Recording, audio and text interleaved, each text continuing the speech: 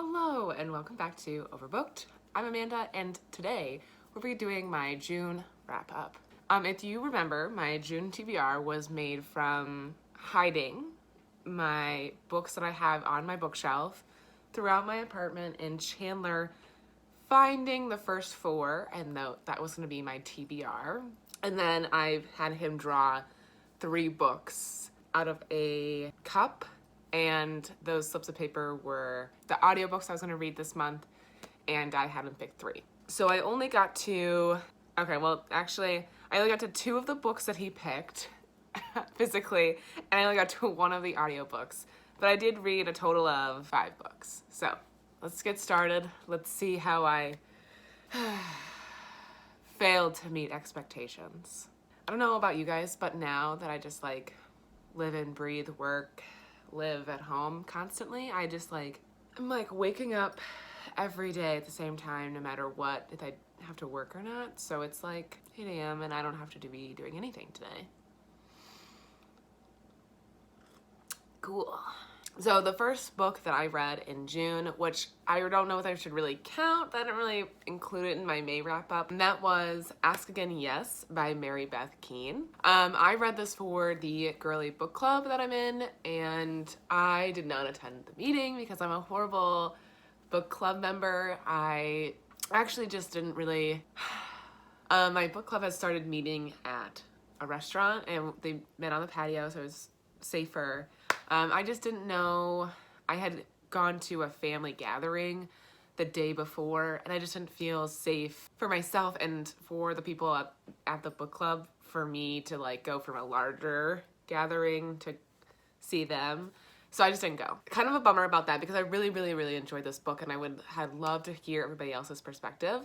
But I really enjoyed it. I thought it was great. I rated it 5 stars. The book is about 2 police officers who started in the force together in the 70s, I think. And they started off as partners, and they don't know it. This is their first time meeting. And from that moment on, it's their lives and their families are intertwined, yes. And then they become next door neighbors. And just the family dynamics of both houses, the different expectations and different dangers of each family has to face on their own, and then how they interact with each other. I don't know how much I want to give away because there were so many little surprises along the way of the book that I just don't want to go super in depth about it because it was just kept you on the edge of your seat. I had no idea what was going to happen. So I highly recommend that book, Ask Again Yes, Beth Keane. I tore through it in 3 days. Okay, so then next book I read was Such a Fun Age by Ried, and I was reading this one because it was a library book that I had, and I had had it for 2 months. So I thought it was time to probably return it to the library, and our library's just opened up for pickup. So I thought that I would be the nice person to actually finally finish the book she checked out, to return it so somebody else could actually check it out, since we can do that now. Such a Fun Age was about 2 characters. One was a white woman who had a family, and she has, neighbors are being loud. She has a family of 2 kids and a husband, whatnot. And then we have the other main character who is a young black woman, and she is the family's babysitter / nanny. And then there's an incident where she is accused of kidnapping the white child while she's at a grocery store, and she's just babysitting. And then the story takes off from there. It shows that delicate balance that our black female nanny has with the white woman matriarch of the family. And it's just this weird thing because this woman wants to desperately have, I'm terrible at character names, but she desperately wants the nanny to like her and respect her, and she wants her to feel comfortable, but along the way there's so many of these weird microaggressions that just don't really mesh well together. And our other main character is trying to figure out what she wants to do with her life. She really enjoys being this family's nanny. She loves the child that she watches. She just finds a lot of joy doing what she does, but she knows it's not sustainable. And she's trying to figure out what she wants to do with her life as she watches all of her other friends succeed in their other careers and like are getting better apartments, are getting boyfriends, yada, yada, yada. There's a lot of things happening, and then there's something that happens where their lives really just come to a head. And that was just a crazy, crazy thing to read. And I think it was just a very smart read to read during this time, because it's just a prime example of like, you know, the white racial microaggressions that white people do on a daily basis that we really don't process through or think about, and we really should, how that's going to sound when it comes out. So I just thought it was very good. It was a really captivating story. I also read this in like 2 days, and I would really recommend. The other book I read was an audiobook, and that was the Ballads of Songbirds and Snakes by Suzanne. I think I started this in May and ended it in June. So that's why I'm including it in here. I didn't really like this book, and I have a whole book review on it, so if you want to know more about my thoughts, you can check that out. Essentially, The Ballads of Songbirds and Snakes is the prequel to The Hunger Games, and it focuses on President Snow's like senior year in high school. So it's like High School Musical, but without the music and without the fun. Yeah, I just didn't super enjoy it. I read it because a coworker really wanted me to. There's not much to say. The Ballads of Songbirds and Snakes for me. Okay, so then the next book I read was Black Detroit, A People's History of Self-Determination by Herb Boyd. And I actually, this is the first book that actually Chandler picked out. And I actually got this from work last year. Like some chick was just selling books at her desk for like 75 cents. And I was like, thank you. So I picked this up because I currently live in the outskirts of Detroit, if I can talk. And I moved here about like 2 years ago. It's hard to move somewhere and then like really absorb yourself and everything when you don't really know anything about the place's history or culture. So I've really, really tried to kind of learn more about Detroit while I've been here. And this was definitely an excellent additional read to just get a better grasp of Detroit and its history and its racial history as well. I liked this book. I thought it was very informative. I think it was very helpful that I currently live here. If I didn't live here, I've never lived here, I've never been here, I think it would be really hard to read. There was just a lot of like street names being thrown out, towns being called out, like landmarks and stuff. So like I'm new, but like I have a kind of a grasp of like the area. And there were some things I think just went over my head, but like if you don't kind of know what they're talking about, it's kind of like, I don't know, I think you kind of miss out on some of it. I also didn't super enjoy, it goes in chronological order, but then there's, at some points, the author will like, in the 1930s, will finish out somebody's story in a paragraph. And this person then, in 2006, did this, and then all of a sudden we go back to like 1930.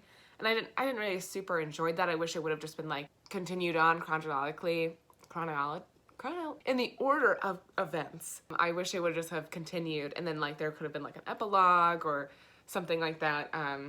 But that was just kind of being nitpicky. It's not my favorite like nonfiction read, but I enjoyed it. I think that if you were from the Metro Detroit area or you're from Michigan, I think this is a really, really important read for us. And if you're not, it's probably a nice way to learn about a different area of the country. It was just really good to read about Detroit's entire experience. Okay, so then the next one that I read that Chandler picked out was Devil in the Grove, Thurgood Marshall, The Groveland Boys and the Dawn of New America by Gilbert King. I also felt like this was a really timely piece to be read right now. So this book follows the Groveland Boys case in Florida, where 4 black boys are accused of rape by 1 white woman, and they didn't do it. One of the boys who's accused is literally like 25 miles away from the crime scene when it happens. So it's like he literally could not have done it at all. There's no way that he could have been in 2 places at one time, but he was still charged. And The person who takes on the case is Thurgood Marshall. And what I really enjoyed about reading this book, because when I picked it up and I bought it, I thought that Thurgood Marshall would have been the main guy the entire time, but he really was in New York City for the majority of the beginning of this case, and he had a team of lawyers who did the case for him, which was interesting. Not to say that Thurgood Marshall didn't have, you know, an arm in the game, or like he wasn't doing anything. He just, like, it was interesting to see how the law game is played.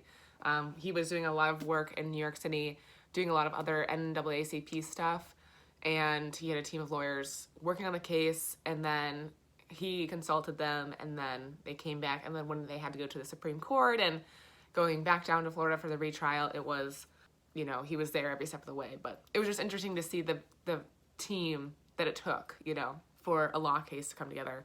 And that's probably how it is all the time, and I just don't know. I mean, this was really, really tough. Like, this was a really great book. I really recommend it. I think I rated it 5 stars. It was really good.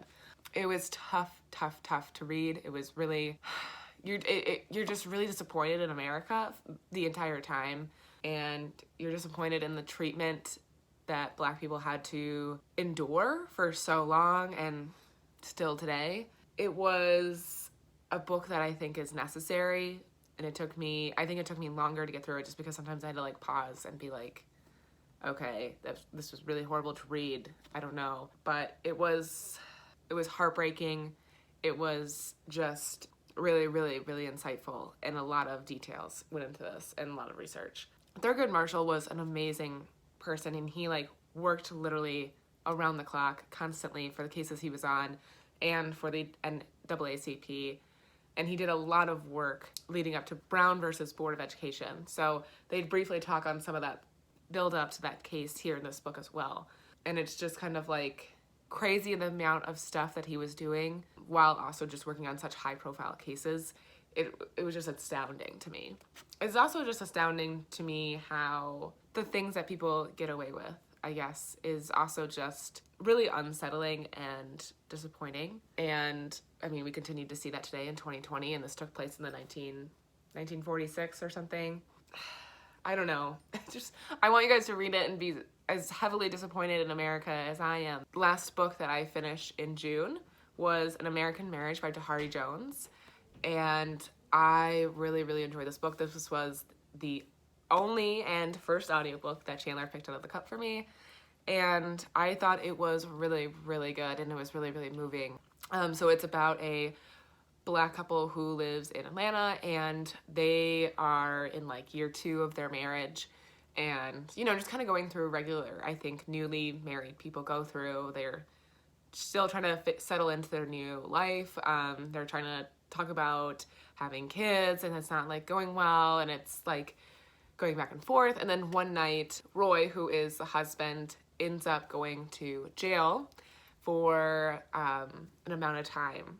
And Celestial who is the wife, has to carry on with her life while he's out. And she relies heavily on her best friend, who I can't remember. I think it's Trey. I can't remember her best friend's name. Anyways, she relies heavily on her best friend, and he is like constantly there for her. And Roy ends up only serving 5 years of a sentence that they thought he was going to be in there for a very, very long time. And when he gets out, everyone has to kind of deal with the catching up that he has to do, and this abrupt change in their life that they didn't see coming. And it was just kind of really just heartbreaking and tender to read. There was a lot of things that I was thinking about my own life when reading this, like how would I react, and how would I deal with having somebody that I had been married to for 2 years go to jail, prison, and like how would I continue to be that person's wife? And then how would I have to deal with him being out and not expecting that release? There was a lot of things to unpack. I think one of the most important things, and this is maybe a little bit of a spoiler, so if you really don't want to know anything about the book, just like skip over like 30 seconds. But I mean, the crime that Roy commits, he doesn't commit the crime. What I should say is he was falsely accused of a crime, and so he's going to jail for literally nothing, and he's in bed with his wife when the crime happens that he's accused of. So he literally could not have done it. Celestial knows he didn't do it. And so that's another thing that they all have to wrestle with, is that Roy is in this prison for a crime he didn't commit, and they all have to kind of carry this guilt with, like, they get to carry on their lives and he cannot. And it's just this really, really, I just thought there were so many really good layers to the story. Very, very good. I think I might just do a whole separate book review on this book because I read it. There was a prompt that it fit with the Reading Women Challenge, and I'm trying to do a book review on all the books I do for that. So I might do that later. I'm also doing this for the book club I'm doing with my family, so I'm really intrigued to see what their thoughts are, and I think that we're gonna have a really good discussion about this book. Those are all the books I read in June. I think that it was good. The only disappointments I have that is I didn't read any Pride books. I didn't read any books centering around the LGBTQ plus community, which is kind of a bummer. But I really do want to try to read all of the books that I have on my shelf before I start going back to the library. And my library is only doing books that they have at their city library. There's no interlibrary loans, so it's actually, I'm making excuses essentially, but like it's really hard to get a book that I really want to read. Libby is like on like just a crazy hold of length of time for every book that I want to read. There's not all the books I want to read aren't on Hoopla. I even like went out of my way and bought Scribd. That is an audiobook subscription, and there's I'm so disappointed in Scribd. You guys, if you get Scribd, I only suggest doing it for the free month trial because they don't have all the books on there. There's a lot of books that I've searched for, they don't even have them. So you're paying $10 a month. It's cheaper than Audible, I know, but like, I don't know. I'm just kind of like, I don't know if that's worth it. I might keep it for the remainder of the year because who knows what's going on in the world. So I don't know if I'm ever gonna get full access back to my library, but whatever. So, but I mean, I'm definitely a person that I try to read diversely throughout the year. So I definitely am gonna try to look out for a Pride book coming up shortly. I would really like to read one. So I haven't read anything really Pride worthy since Patsy, and that's kind of disappointing. So I'm gonna keep trying to truck through all the books that I own, and then hopefully some of my audiobook holds will be coming up and I can start reading more of the books that I really would like to read and tackle. So that was my June reading month. Let me know what you guys read. I'd be really, really interested to hear what you guys are reading. If you are interested in any of the books that I read, or you just want to tell me what's going on. How's it going? I'd love to hear it. Thank you guys for watching. Make sure you like this video and subscribe to my channel, and I will see you guys next time.